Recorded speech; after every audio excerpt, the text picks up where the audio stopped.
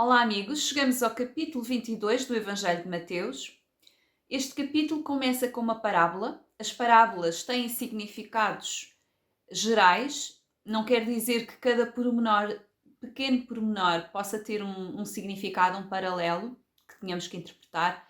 Normalmente as parábolas têm um sentido geral. Esta parábola era a história de um rei que casou o seu filho e foi convidar, como seria normal, aquelas pessoas que eram as pessoas que ele queria honrar, com certeza as pessoas mais proeminentes no reino.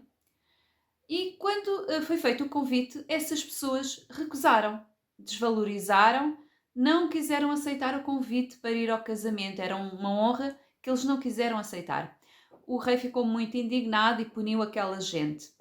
A seguir mandou convidar todo o tipo de pessoas, já não eram aquelas que supostamente deveriam ter a honra, mas maus e bons, das pessoas comuns. E assim foi, e vieram à cerimónia, ao evento, ao banquete. E essas pessoas tiveram uma honra que não seria a honra dada inicialmente, não eram pessoas com algum estatuto, eram pessoas comuns. No meio daquela gente toda, conta a parábola que havia alguém que tinha umas vestes que não eram vestes adequadas. E essa pessoa é excluída do banquete. Isto tudo tem um simbolismo. Jesus estava a falar para aquele povo de Israel e falava aos líderes religiosos, aos líderes, aos sacerdotes, aos escribas, aos fariseus. E era sempre dirigido a eles, aquela crítica. Eles foram chamados a ensinar, eles foram chamados com grande honra por Deus para conduzirem o povo e não fizeram isso bem feito. Antes, pelo contrário, criavam fardos em excesso sobre o povo e não ensinavam o povo nos caminhos de Deus. Antes, pelo contrário, ainda afastavam mais o povo. E Jesus usava muitas parábolas, muitos ensinos para atingir estas pessoas. De modo que eles até percebiam muitas vezes que estavam a ser visados. E isso ainda os enfurecia mais. A parábola depois diz a seguir que o rei convidou as pessoas comuns. E assim foi o Evangelho, rejeitado pela elite sacerdotal e farisaica de Israel. O Evangelho foi destinado a todos os povos da terra, às pessoas comuns, às pessoas simples. Aliás, mesmo em Israel, quem andava atrás de Jesus, quem o ouviu, eram essas pessoas simples. Isto é um paralelo. E depois aquelas vestes nupciais que eram exigidas, tem a ver que Deus chama muitos, mas depois a pessoa deve buscar ter uma vida reta, e em obediência aos mandamentos, e as vestes nupciais representam a santidade e o zelo de Deus, não é? Geralmente vestes brancas é sempre a santidade. A pessoa vive em obediência. É uma parábola que quer dizer mais ou menos isto. Jesus falava de muitas formas as mesmas coisas, as mesmas verdades. Aqui era mais uma parábola que ele descreve como descrevendo o reino. A seguir, existem as 4 perguntas. Estas 4 perguntas são de vários tipos. A primeira pergunta é feita pelos fariseus que insistentemente questionavam Jesus sempre para o tentar apanhar, para lhe tentarem fazer mal e desacreditá-lo e condená-lo a algo. A primeira pergunta dos fariseus é se era lícito pagar o imposto a César. Eles queriam que Jesus dissesse que não, e assim teriam algo para fazerem uma queixa válida contra ele, não é? O César tinha tributos sobre todas as regiões que estavam debaixo que eles tinham conquistado, que Roma tinha conquistado, estavam debaixo da sua autoridade.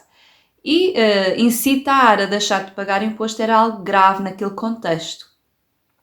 Nós não podemos pegar neste texto e agora fazer um paralelo para a atualidade a dizer quem não paga impostos está a contrariar o que Jesus disse, e está a pecar e está a errar.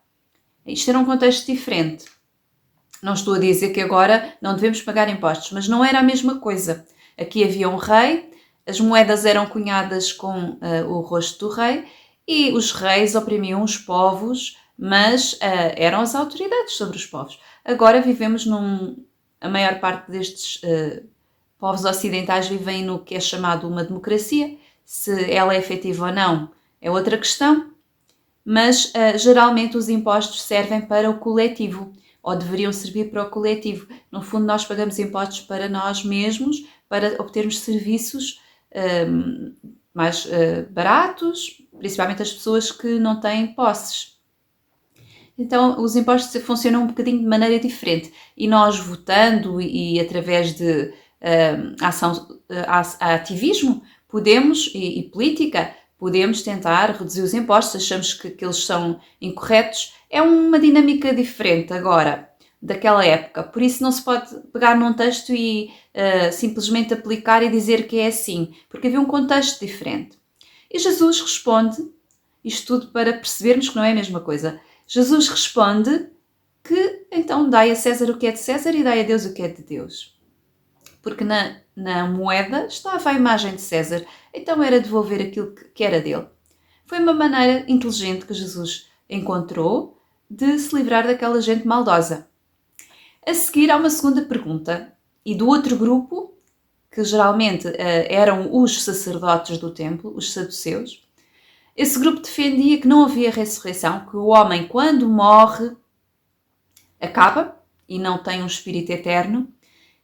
Jesus responde que isso era errado, que Deus é o Deus de vivos e não de mortos, e por isso era chamado o Deus de Abraão, de Isaac e Jacó. Ele queria dizer que Abraão está vivo, Isaac estava vivo, os seus descendentes, e que as pessoas não desaparecem, que são eternas, que têm um espírito que vive. Deus é um Deus de vivos. E os saduceus vieram ali com um esquema a questionar. Então, se uma pessoa casar, depois quando casa com uma, depois fica viúva, depois casa com outra, de quem é que é marido ou esposa depois na eternidade? E Jesus explica que após a morte não há essa necessidade de reprodução, logo não há necessidade de casamento, e ele fez o paralelo que somos como os anjos. Quando morremos somos como os anjos, porque os anjos também não têm acasalamento, não têm parceiro no mundo espiritual. Há quem depois vá buscar isto e diga que eles não podem ter sexo, não podiam casar com as mulheres devido ao que está escrito em Gênesis 6 e não só. Aqui diz somente que eles não casam, não dizem que eles não têm sexo ou que não podem tomar forma. Até porque eles aparecem sempre como varões. Nunca apareceu um anjo de aparência feminina. Nas escrituras há registro, mas sempre demónios femininos, nunca anjos femininos. Logo, se aparecer uma anja, é de desconfiar. O que Jesus diz é que após a morte, tanto os anjos como os seres humanos não casam mais. A terceira pergunta é feita pelos fariseus novamente. Eles eram muito insistentes. Combinavam, falavam entre eles para tentar ver o que é que podiam fazer para apanhar Jesus em falso. E vieram e perguntaram qual é o maior mandamento da lei. Isso implicava que Jesus conhecesse bem a lei de Deus. Ele conhecia, porque ele mesmo era o legislador. E Jesus responde que era: amarás o Senhor teu Deus de todo o teu coração. Não é? E o segundo mandamento, que também era um grande mandamento, era: amarás o próximo como a ti mesmo. Isto está na lei. Ele deu Deuteronômio 6:5, que era o primeiro, e Levítico 19:18, que era onde está uma expressão muito idêntica, a amar o próximo como a si mesmo. Eram mandamentos de 2 livros da lei, do Pentateuco, Deuteronômio e Levítico. Portanto, estes mandamentos não eram uma novidade que vinha substituir a lei. Os próprios fariseus é que disseram que estes mandamentos, e concordaram que estes mandamentos resumiam a lei e estavam como que resumindo, mas também num plano acima de todos os outros, o amor. Os próprios fariseus sabiam isto, que o amor a Deus e aos homens estava acima de tudo. É muito interessante. E isto como mandamento da lei, não era um substituto da lei. A pergunta foi feita e foi retirada de textos da lei e foi feita pelos próprios fariseus, que é muito interessante, porque hoje há umas ideias de que estes mandamentos eram substituir tudo. E não está escrito isso em lado nenhum. O que está escrito é que estes mandamentos são mandamentos que resumem a lei, estão no topo do coração de Deus e faz sentido. Tudo o que é que o culto a Deus pode ter se não houver o amor a Deus. E tudo o que possamos fazer aos homens, se não for por amor, nada seria, como diz lá em 1 Coríntios 13. E a quarta pergunta foi feita mesmo pelo Senhor Yeshua, por Jesus. Depois de ser tão interpelado por eles todos, não é? Ele decide também questionar. Também tinha direito de fazer uma pergunta. E perguntou-lhes: então, vocês são tão sabichões, digam-me lá vocês também aqui uma resposta. De quem é o Messias? Quem é o Cristo? O Mashiach? Aqueles que eles diziam que estavam todos à espera, foi prometido pelos profetas. Ele perguntou: quem é ele? E responderam: é o filho de Davi. Seria um descendente de Davi. Mas Jesus, citando um salmo, Salmo 110, pergunta-lhes: então, como é que Davi, inspirado pelo Espírito Santo, diz que era o Senhor? David chamava-lhe Senhor. David teve muita inspiração, escreveu muitos salmos, e está escrito que ele lhe chamava Senhor. No Salmo 110, podem ler, o livro de Salmos está mais ou menos no meio da Bíblia. Se abrirem no meio, encontram o livro de Salmos e podem procurar o 110. O Salmo 110 é um salmo profundamente messiânico e eu aconselhava a ler, é muito interessante. Eu, quando vejo aquele salmo, lembro-me muito das profecias de Apocalipse e outras profecias do tempo do fim. E assim termina este capítulo 22. Continuem a ler, a meditar e a pedir ao Espírito Santo que fale ao vosso coração. Transforme as palavras de Jesus que estão escritas em palavras vivas que tocam o vosso coração. Até para a semana. Um beijinho a todos.